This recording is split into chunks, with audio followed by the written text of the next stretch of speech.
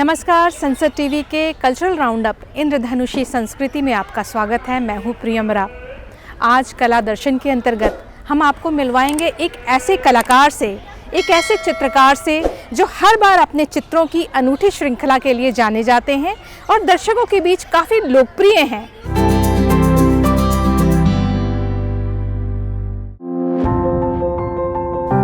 मनजीत सिंह लंबे समय से रंगों और कैनवास के जरिए दर्शकों से संवाद करते रहे हैं।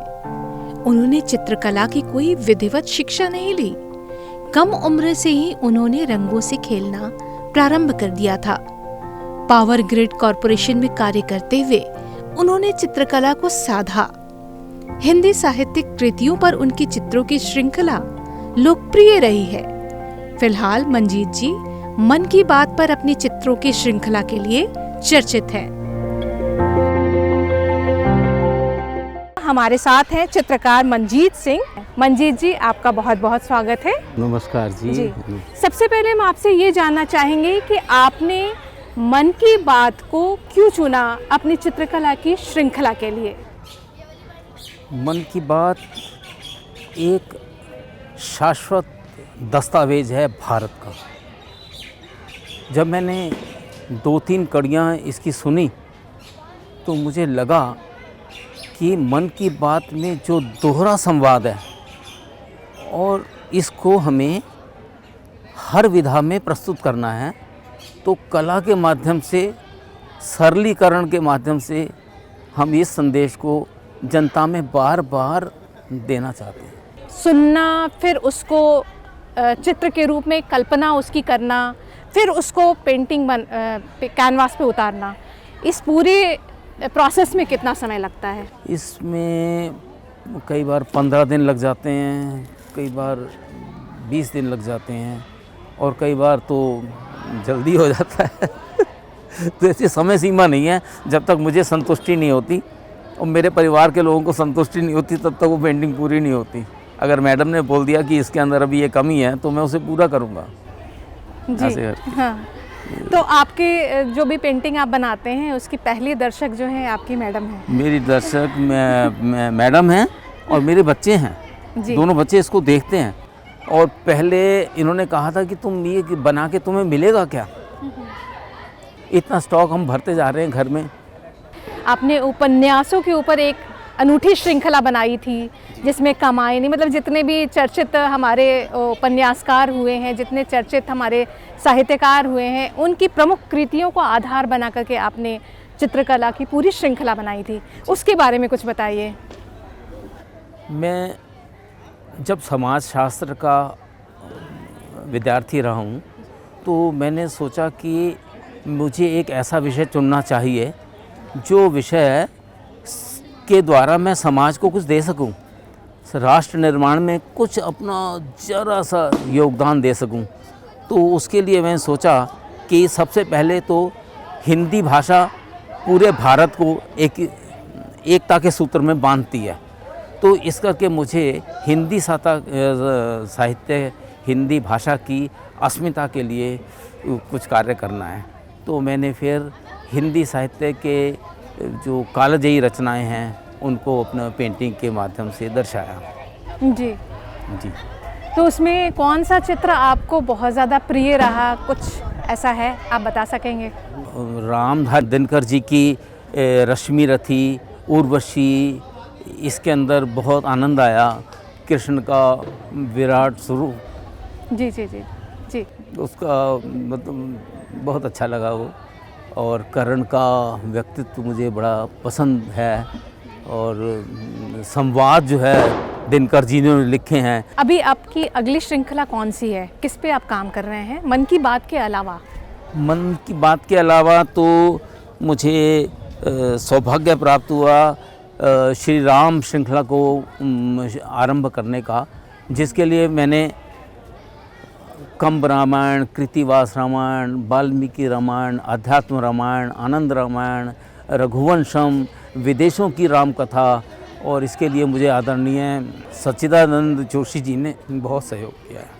जी, IGNC में। IGNC। हाँ। चित्रों की श्रृंखला में कितने चित्र पूरे हो चुके हैं? अभी 100 चित्र पूरे हुए हैं लेकिन मेरी कुछ ऐसी सीमाएं हैं कि मेरे को अभी रखने की जगह नहीं है, इस करके मैं उन्हें बना पूरा नहीं पा रहा हूँ। मन की बात की कौन सी कड़ी रही जो आपको मतलब इंस्पायर्ड की, जिसकी वजह से आप पेंटिंग बनाने का सोचे और उसके ऊपर पूरी श्रृंखला बना दी? वास्तव में तो पहली कड़ी ही बड़ी अद्भुत थी। पहली कड़ी के अंदर था कि अगर आप मेरे साथ एक कदम चलेंगे तो पूरा राष्ट्र सहस्रों कदम चलेगा। तो विकास की ओर हम होंगे। राष्ट्र निर्माण के अंदर हर व्यक्ति अपनी सामर्थ्य के हिसाब से सहयोग दे सकता है। जी। तो यहीं से मेरे को हुए। हाँ। और फिर उसमें आ गया स्वामी विवेकानंद का। वो कहते हैं कि आप अपना एक विचार बनाओ, विचार बना के उस विचार की परिकल्पना करो। मंजीत जी, प्रधानमंत्री की क्या वो खासियत है जो आपको आकर्षित करती है? अगर हम आपसे ये जानना चाहें तो। जनता से जुड़ाव, ये उनका सबसे अच्छा है। लीडरशिप का ये क्या राजधर्म है। राजधर्म क्या कहता है कि आप जनता की आवश्यकताओं को जान के उसके अनुसार कार्य करें। अगर जो आदमी शक्तियों का प्रयोग स्वार्थ के लिए करता है वो राजधर्म नहीं है। आप भी शिक्षा के, स्वास्थ्य के और लोगों की ज़रूरतों के बारे में अगर आप कुछ कर पाते हैं और अगर कोई दूसरे लोग भी कर रहे हैं और आप उनकी प्रशंसा करके उनको अपने साथ जोड़ते हैं तो ये एक महान राजधर्म निभाते हैं और मोदी जी ऐसा करते हैं। मंजीत जी अक्सर समसामयिक विषयों को अपने चित्रों के लिए चुनते हैं। मन की बात पर आधारित चित्रों की श्रृंखला को देखने का कौतूहल लिए हम चल पड़े मंजीत जी के घर में बने स्टूडियो की ओर।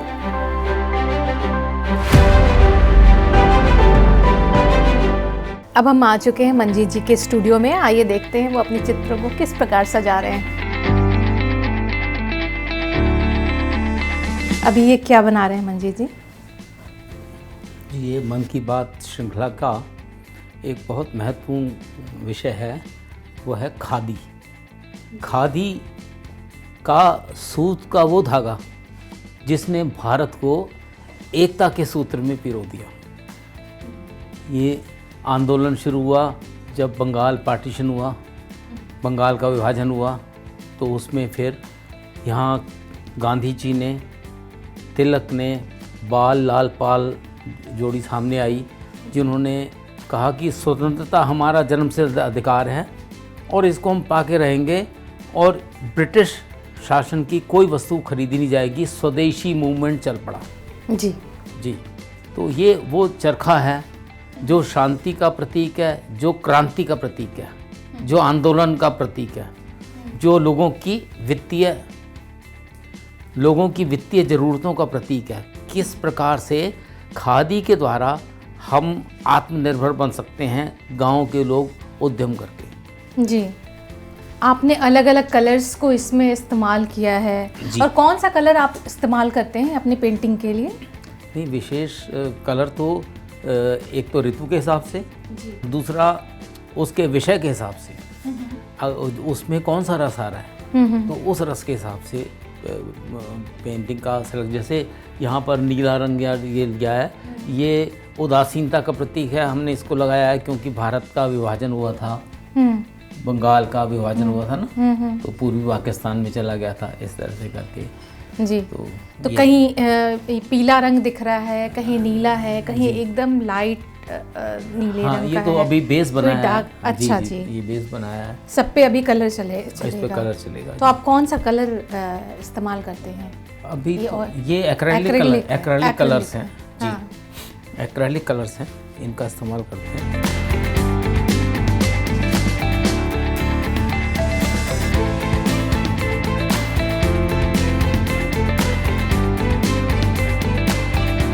गांधी जी थे, इन्होंने चरखे के लिए आंदोलन छेड़ा। कहा हर व्यक्ति को, हर घर को जो है ये चरखा सूत काटना है ताकि अपना हाथ का वो वोकल फॉर लोकल, ये वो है।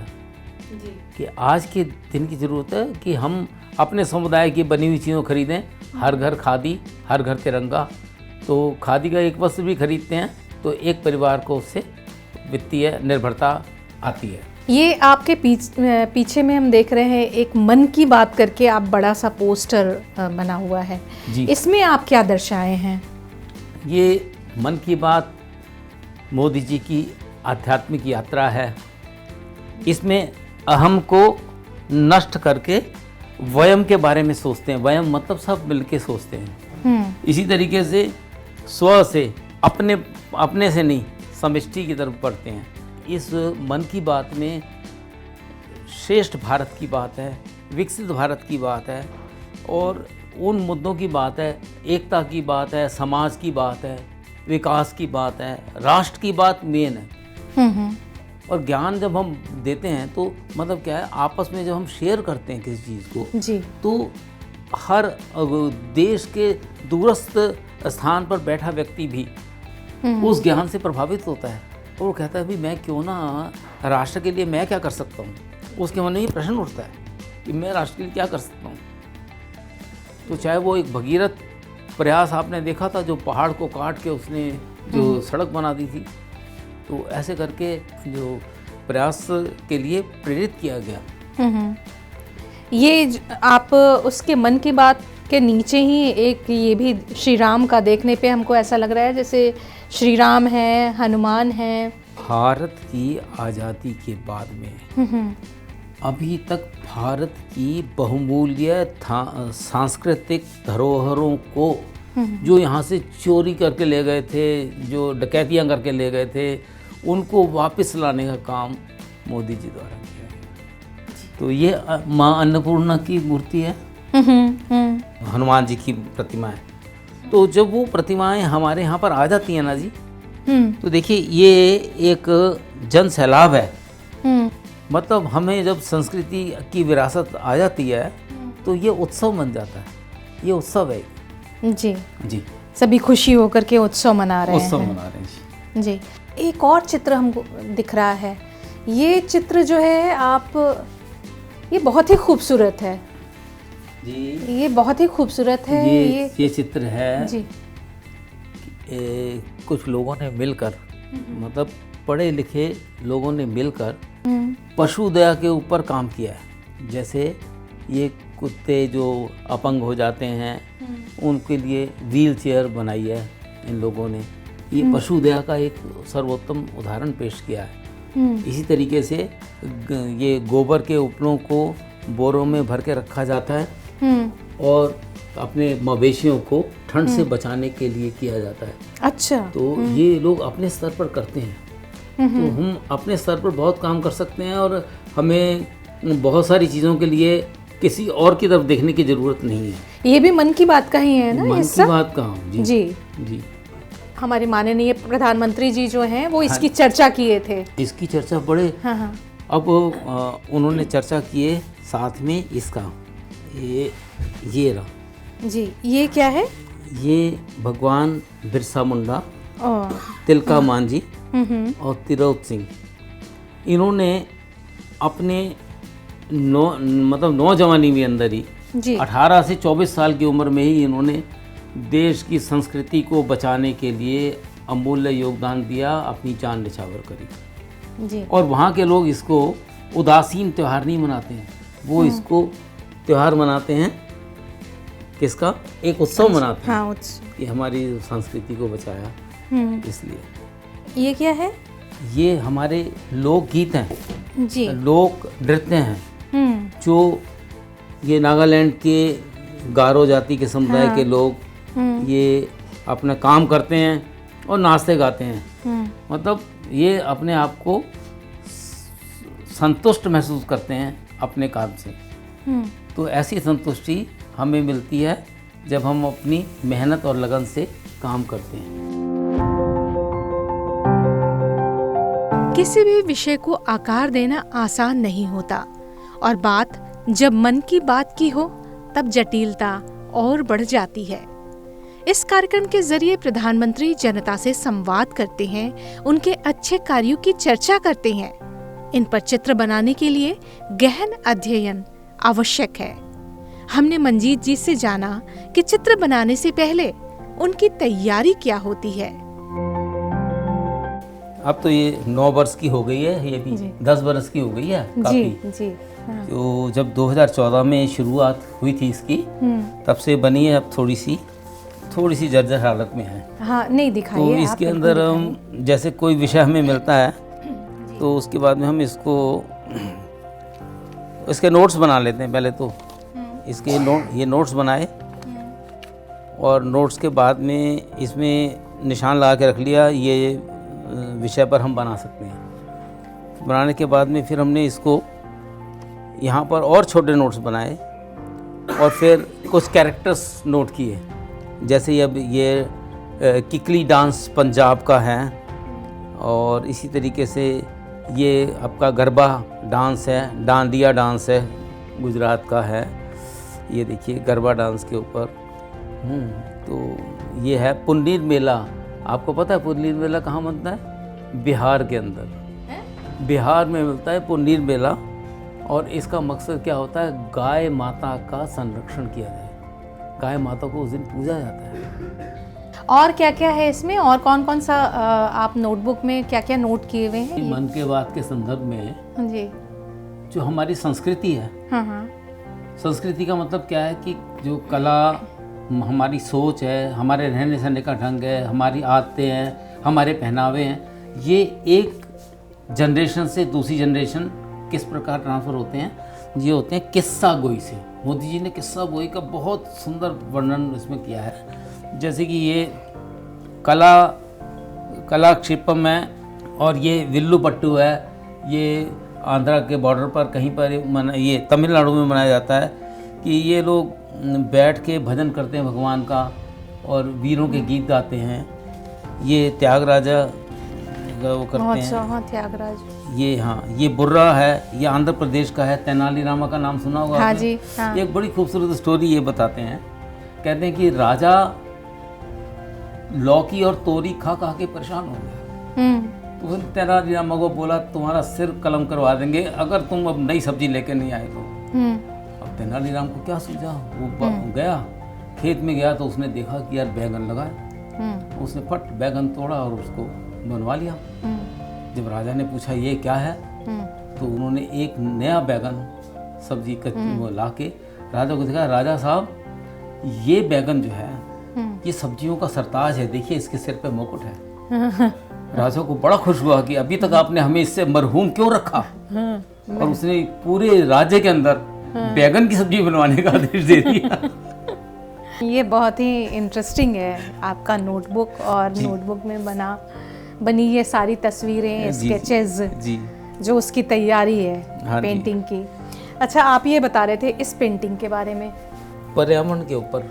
जी, क्या आदमी अपने दैनिक दिनचर्या से इतना ज़्यादा गुंजल में फंसा हुआ है कि उसे बाहर का कहीं होश ही नहीं रहता। तो मोदी कहते हैं कि आप स्वयं बाहर निकलिए, चाहिए पक्षियों को देखिए, पर्यावरण को समझिए। अब एक से एक पक्षी, आजकल का मौसम है, एक से एक पक्षी आ रहे हैं। पक्षियों को देखिए, उनके व्यवहार को जांचिए, अपने बच्चों को सिखाइए कि ये पर्यावरण है। अगर वो पक्षियों के प्रति संवेदनशील होंगे ना, तो पर्यावरण के प्रति अपने आप होंगे, क्योंकि उन्हें समझ आ जाएगी कि पक्षियों को ये चीज़ शोभा नहीं देती, गंदा पर्यावरण शोभा नहीं देता, गंदी झीलें शोभा नहीं देती, इनको साफ रखा जाना चाहिए।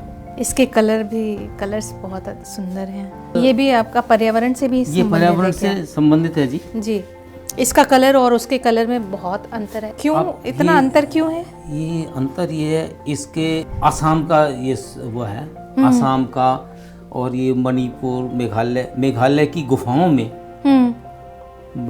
गुफाओं में ऐसी मछलियाँ पाई जाती हैं जी, जो अंधी होती हैं, जो नज़र नहीं आता, लेकिन उनकी खूबसूरती अपनी है बड़ी, ऐसी मछलियाँ। और आसाम के एक मंदिर में, शायद वो कामाख्या मंदिर ही था, इसमें कछुआ की प्रजाति को बढ़ावा देने के लिए कछुआ पालन किया गया जी। और बर्ड, ये पक्षियों को जो है उनको अभी संवर्धन करने के लिए विशेष प्रयास किए गए। इस पेंटिंग के बारे में, ये भारत माता की स्तुति है, ये डांस करते हुए राजस्थान के लोग, ये गुजरात के लोग गरबा नृत्य करते हुए ये अपनी भारत माता की स्तुति करते हैं। साथ में हम पूरे देश को एक सूत्र में बांधने की कोशिश करते हैं। तो इसे पीछे हल्का सा जो बना हुआ है वो राम मंदिर का है। अच्छा। तो हाँ जी, कृष्ण जी का विराट स्वरूप है ये, और साथ में बाल स्वरूप भी है। तो जब अन्याय कुछ होता है तो भगवान रुष्ट हो जाते हैं और वो फिर ललकार देते हैं। ये भी मन की बात से ही जुड़ा ये हुआ मन की बात से जुड़ा है। जी जी ये माधवपुर मेला गुजरात में मनाया जाता है जी। और मणिपुर मेघालय से चलते हुए श्री कृष्ण रुक्मणी को लेकर आए, रुक्मणी के कहने पर, और बाद में वहाँ पर ये शादी रचाई गई गुजरात में, द्वारका में जो आज जगह है उस जगह ये शादी रचाई गई। माधवपुर मेला के नाम से जाना जाता है। अच्छा, माधवपुर मेला को लेकर के है ये सिर्फ? माधवपुर, इसमें रुक्मणी और वो रुक्मणी विवाह, हाँ, और रुक्मणी विवाह से रिलेटेड है ये सारा, जो आज भी वहाँ पर बहुत बड़ा उत्सव मनाया जाता है, माधवपुर मेला। मन की बात आकाशवाणी पर प्रसारित किया जाने वाला एक कार्यक्रम है जिसके जरिए प्रधानमंत्री नरेंद्र मोदी देश के नागरिकों को संबोधित करते हैं। इस कार्यक्रम का पहला प्रसारण 3 अक्टूबर 2014 को किया गया था। मन की बात का 117वां संस्करण 29 दिसंबर 2024 को प्रसारित किया गया था। मंजीत जी अपने रंगों के जरिए इस कार्यक्रम की खूबसूरत व्याख्या कर रहे हैं। तो मंजीत जी, इतनी सारी पेंटिंग्स हैं, लगभग कितनी होंगी ये मन की बात के ऊपर पेंटिंग्स? अभी 50 पड़ी हैं और 100 टोटल हैं जी। तो ये पूरे 100 पेंटिंग्स का आप क्या करेंगे? इसके बाद एग्जीबिशन आप लगाते हैं, तो उसके बाद क्या? मैं उसके बाद इसको जो प्रधानमंत्री संग्रहालय है जी उसमें देना चाहूँगा जी। हाँ, और ये भी चाहूँगा कि जो हमारे PSUs वगैरह या दूसरे कार्यालय हैं वो अपने वहाँ पे स्थान पर इस संदेश को लगा के रखें, चाहे वो यहाँ पर हो चाहे वो किसी प्रदेश में हो, ऐसे करके, तो तभी तो उनके संदेश को आगे फैलाया जा सकेगा। मैं इसकी प्रदर्शनी ले के जाऊँगा, बॉम्बे जाऊँगा, और बॉम्बे में मेरे को खुला आमंत्रण है कि 15,000 की संख्या आपकी इस पेंटिंग एग्जीबिशन को देखने को तैयार है जी। ये सरकार की तरफ से आमंत्रण जी। तो मैं उसमें निकल जाऊंगा और ये वहाँ जाके दिखाऊंगा। उसके बाद तमिलनाडु में जाऊंगा, वहाँ पे ललित कला गैलरी में इसे प्रदर्शित करूंगा। ऐसे देश के विभिन्न भागों में जाऊंगा। उम्मीद है कि आपकी ये पेंटिंग, क्योंकि प्रधानमंत्री नरेंद्र मोदी के मन की बात श्रृंखला पर आधारित है, तो उम्मीद ये की जानी चाहिए कि प्रधानमंत्री भी कभी न कभी इसे देखेंगे ज़रूर। और आप इस कार्यक्रम में आए, हमारे साथ अपने विचार साझा किए, बहुत बहुत धन्यवाद आपका। मैं एक चीज़ कहना चाहूँगा जी कि मैं एक ऐसा सेलिब्रिटी तो नहीं हूँ, फॉर एग्जांपल दिलजीत दोसांझ जैसा मैं तो नहीं हूँ। तो जो साहित्य का काम करता है वो हमेशा पर्दे के पीछे काम करता है। उसकी धारा जो है, विचार की धारा जो है, वो पर्दे के पीछे चलती है और ये प्रस्तुति इस तरह से होती है। तो मैं भी चाहूँगा कि मेरे इतने वर्षों के प्रयास को कम से कम मोदी जी 5 मिनट का समय तो दें। जी बहुत बहुत धन्यवाद आप सब लोगों का, आप आए और इससे मेरा और उत्साह बढ़ा है। और अभी मैं इसको छोड़ूंगा नहीं। मैं वो नागरिक हूँ भारत का जो मैं अब इस उम्र में देश को कुछ देना चाहता हूँ। और मैं ये कहना चाहता हूँ कि जिस माँ धरती पर घुटनों के बल सरक कर खड़े हुए हैं, जिसके कारण धूल भरे हीरे कहलाए, है ना, तो आज मैं उस महात्मा को समर्पित करना चाहूँगा। और ये मोदी जी का शपथ एक है जिसको मैं शपथ के रूप में देखता हूँ। मोदी जी का जो रिगरस काम है ना, इतना कठोर कार्य है, उसको मैं देखता हूँ कि आंसू से आकाश भिगो दूंगा, धरा पसीने से धो डालूंगा, जन जन में शक्ति भर दूंगा, शोषण का ताला तोड़ डालूंगा मैं। क्या बात है, क्या बात है। तो आप देख रहे थे इंद्रधनुषीय संस्कृति। आज इस कार्यक्रम में सिर्फ इतना ही। दीजिए मुझे मेरी पूरी टीम के साथ इजाज़त। नमस्कार।